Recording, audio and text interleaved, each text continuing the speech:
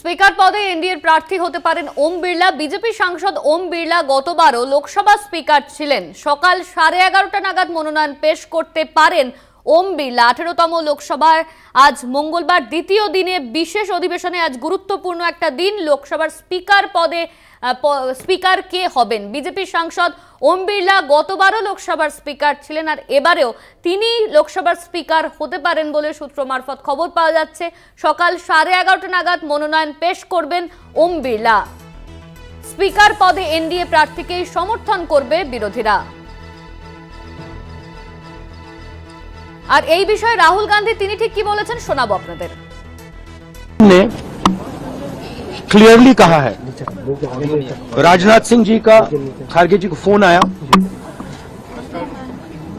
राजनाथ सिंह जी ने खारगे जी से कहा देखिए आप हमारे स्पीकर को सपोर्ट कीजिए।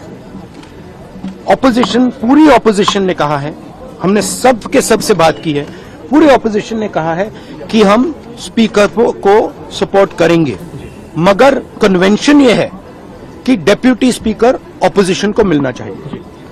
राजनाथ सिंह जी ने कल शाम कहा था कि वो खारगे जी को कॉल रिटर्न करेंगे। अभी तक राजनाथ सिंह जी ने खारगे जी का कॉल रिटर्न नहीं किया है। तो मोदी जी कह रहे हैं कंस्ट्रक्टिव कोऑपरेशन हो और फिर हमारे नेता को इंसल्ट करा जा रहा है, तो नियत साफ नहीं है। রাহুল গান্ধীর কথা আপনাদের শোনালাম। বিজেপির সাংসদ ওম বিড়লা গতবারও লোকসভার স্পিকার ছিলেন আর এবারেও তিনি লোকসভার স্পিকার হতে পারেন।